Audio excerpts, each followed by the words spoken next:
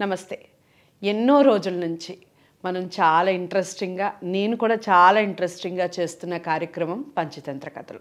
కారణం ఏంటంటే పిల్లలకి చాలా విద్యాబుద్ధులతో పాటుగా మనం ఎలా మెలగాలి, పెద్దవాళ్ళని ఏ విధంగా గౌరవించాలి, మిత్రులతో ఏ విధంగా ఉండాలి, ఎవరు మనకి శత్రువులు, మనకి హాని కలిగించేవారెవరు, ఇవన్నీ కూడా కథల రూపంలో చెప్తే ఖచ్చితంగా అర్థమవుతుంది. చిన్న వయసులోనే ఇలాంటి కథలు చెప్పడం వలన వాళ్ళు పెరిగే క్రమంలో మనం చాలా మార్పుల్ని గమనిస్తూ ఉంటాం. ఈ విషయాల్ని అందరికీ తెలియజెప్పాలన్న సదుద్దేశంతోనే మేము ఈ పంచతంత్ర కథల్ని కార్యక్రమాన్ని మొదలు పెట్టడం జరిగింది. అందులో 3 భాగాల్ని కంప్లీట్ చేసుకున్నాం. మిత్రలాభం, మిత్రభేదం, అలాగే విగ్రహం. అన్ని కథలు లైన్ బై లైన్, అంటే ఒక కథకి కంటిన్యూషన్ కథలు చాలా ఉంటాయి. కాబట్టి మీరు మొదటి కథ ప్రారంభించి మధ్యలో ఇంకొక కథ చూస్తే విషయం బోధపడదు, అర్థం కాదు. కాబట్టి కంటిన్యూగా కథల్ని చూడటం వలన మీకు కథల సారాంశం అర్థమవుతుంది, అందులో ఉన్న నీతి అర్థమవుతుంది. ఈ రోజున మరో కొత్త భాగాన్ని ప్రారంభించబోతున్నాం, సంధి. మిత్రలాభం, మిత్రభేదం, విగ్రహం కంప్లీట్ చేసుకొని సంధి. అసలు ఈ సంధి ఏ విధంగా మొదలవుతుంది, సంధి అంటేనే కాస్త కూస్త మనకి అవగాహన వస్తుంది ఏమిటి ఈ సంధి అనేది. గౌరీశంకర్ గారు చెప్తే ఇంకా బాగుంటుంది, విషయం బోధపడుతుంది అందరికీ కూడా. మొదటి నుంచి చివరి వరకు ప్రతి వీడియోని చూడండి. కంటిన్యూషన్ ఉంటే ఖచ్చితంగా నేను చెప్తాను, దీనికి కంటిన్యూషన్ కథ ఉంది చూడండి అని చెప్తాను. అలా కంటిన్యూగా చూసే ప్రయత్నం చేయండి. సార్ నమస్కారం. సార్ నమస్కారం అండి. సార్, ఇక సంధి కథలో మీరు ఇంట్రడక్షన్ చెప్పారు, గత ఎపిసోడ్లో మనం మాట్లాడుకున్నాము.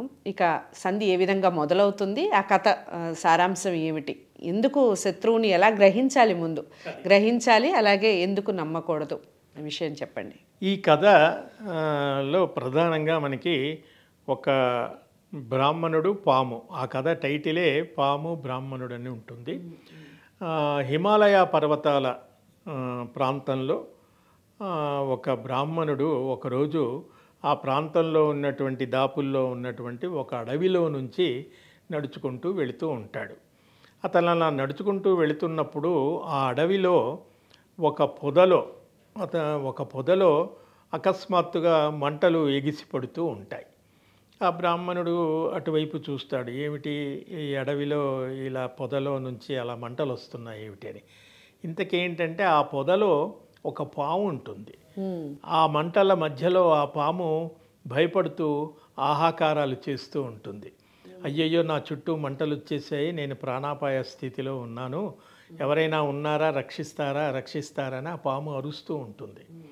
అప్పుడు ఈ బ్రాహ్మణుడు వెళుతూ వెళుతూ ఆ మంటల దృశ్యాన్ని చూడటం, ఆ పాము అరుపులు వినటం చూసి అయ్యో పాపం ఏమిటని దగ్గరికి వెళతాడు. అప్పుడు పాము అంటుంది, మహానుభావ, ఆ భగవంతుడే నిన్ను నా దగ్గరికి పంపించాడు నా ప్రాణాలు రక్షించడానికి. నువ్వు ఏదైనా ఉపాయం చేత ఈ మంటల్లో నుంచి నన్ను, ఈ ఆపదలో నుంచి బయటికి తీసుకొచ్చి కాపాడవయ్యా అని ప్రార్థిస్తుంది. అప్పుడు బ్రాహ్మణుడు ఆలోచిస్తాడు, ఆ పాము మంటల మధ్యలో ఉంది, నేను ఎలా దాన్ని కాపాడగలను, పైగా అది పాము, కాపాడిన తర్వాత అది మళ్ళీ నన్ను కాటేయకుండా ఉంటుందా, వాటికి కృతజ్ఞత అనేది ఉంటుందో లేదో, ఇలా పలు రకాలుగా ఆలోచించి చివరికి తన దగ్గర ఏముందంటే ఒక చిన్న కర్ర, ఒక సంచి ఉంటుంది. అతనికి ఒక ఆలోచన వస్తుంది, తన దగ్గర ఉన్నటువంటి ఆ పొడవాటి కర్రకి సంచి, ఆ కర్ర ఒక కొసకి సంచి పెట్టి నెమ్మదిగా ఆ కర్రని ఆ మంటల మధ్యలోకి తీసుకెళ్తుంది. పైనుంచి అలా తీసుకెళ్ళి ఆ పాము నోటి దగ్గరికి అందించేటట్టుగా తీసుకెళ్తాడు. ఆ పాముని మెల్లిగా ఆ సంచిలోకి దూరి తాను ఆ సంచిలో నుంచి దాన్ని ఆ మంటల మధ్యలో నుంచి బయటికి లాగేసేయచ్చు అని అతను ఆలోచిస్తాడు.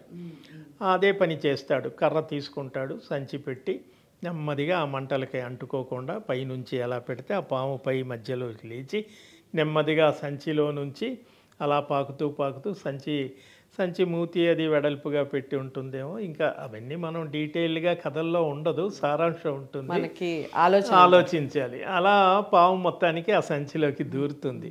సంచిలోకి ఎప్పుడైతే దూరగానే అది మళ్ళీ కర్రతో ఇలా దగ్గరికి తీసేసి ఆ పాముని మళ్ళీ మామూలు స్థలంలోకి తీసుకెళ్ళి వదిలేస్తాడు.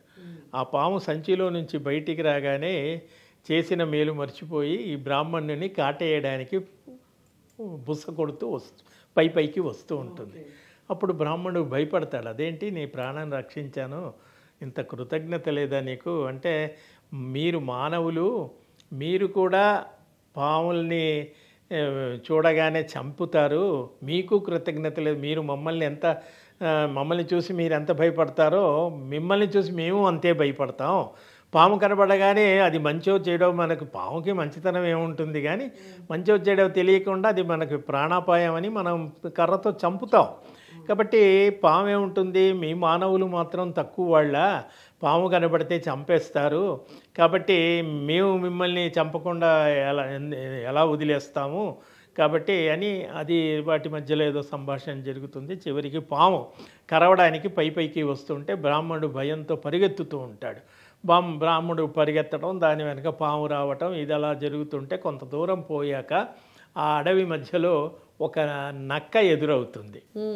ఆ నక్క ఎదురై ఈ సన్నివేశం చూస్తుంది. అతను పరిగెత్తడం, పాము వెంట పడటం చూసి మధ్యలో ఆగి వాళ్ళని ఆపి, ఏంటి అసలు ఏం జరిగింది, ఎందుకు ఇలా కంగారుగా పడుతున్నారంటే రెండింటిని ఆపేస్తే అప్పుడు పాము చెప్తుంది, ఇలా జరిగింది, కానీ మనుషుల్ని నమ్మకూడదు కదా, ఆయన నన్ను ప్రాణాలు రక్షించాడు, సంచిలోనే దూరాను, ఇలా నేను ఆయన కాటేయడానికి పోతుంటే బ్రాహ్మణుడు కూడా వచ్చి నేను చేసిన మేలు మర్చిపోయి నన్ను చంపడానికి పాము నా మీదికి వస్తోంది అని చెప్పి భయంతో వణుకుతూ ఆ నక్క పక్కన దాక్కుంటాడు.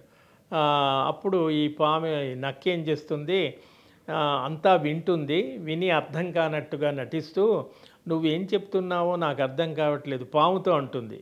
పాము నువ్వేం చెప్తున్నావో నాకు అర్థం కావట్లేదు, నువ్వు ఆ సంచిలో దూరటం ఏంటి, సంచేమో జానెడు ఉంది, నువ్వేమో బారెడు ఉన్నావు, నువ్వు అసలు ఎలా దూరావు నాకు అర్థం కావట్లేదు, నువ్వు చెప్పేదేదో నిజం కాదు, అబద్ధము అని చెప్తుంది. నక్క చాలా తెలియదు కదా. అప్పుడు లేదు కావాలంటే చూడు, ఇప్పుడు నేను మళ్ళీ ఆ సంచిలోకి దూరి చూపిస్తాను అంటే, నువ్వు ఆ సంచిలో పట్టేంత లేవు కదా, నువ్వు నీ ఆకారం చూస్తే ఎలా ఉంది అంటే, అప్పుడు బ్రాహ్మణుని అంటుంది, సరే మీరు మళ్ళీ ఆ కర్ర ఆ సంచి దాని ముందు పెట్టండి, అది ఎలా దూరిందో చూస్తాను, అప్పుడు కానీ నేను నమ్మను, అప్పుడు మీకు ఇద్దరికి ఏదైనా నేను పరిష్కారం చెప్తాను. అప్పుడు బ్రాహ్మణుడు ఆ సంచి కర్ర ఆ మంటల్లో ఎలా చేశాడో అలాగే మళ్ళీ రిపీట్ అవుతుంది. అలా పెట్టగానే ఈ పాము నెమ్మదిగా సంచిలోకి దూరుతుంది. దూరగానే నక్క వెంటనే తెలివిగా ఆ సంచి మూతి కట్టేస్తుంది. అప్పుడు సంచి మూతి కట్టేసి బ్రాహ్మణుడితో చెబుతుంది, చంపేసేదాన్ని, నువ్వు అది మళ్ళీ బతికితే నీ వెంట పడుతుంది అంటే, బ్రాహ్మడు ఆ సంచి మూతి కట్టేసి అదే కర్రతో కొట్టి పాముని చంపేస్తాడు.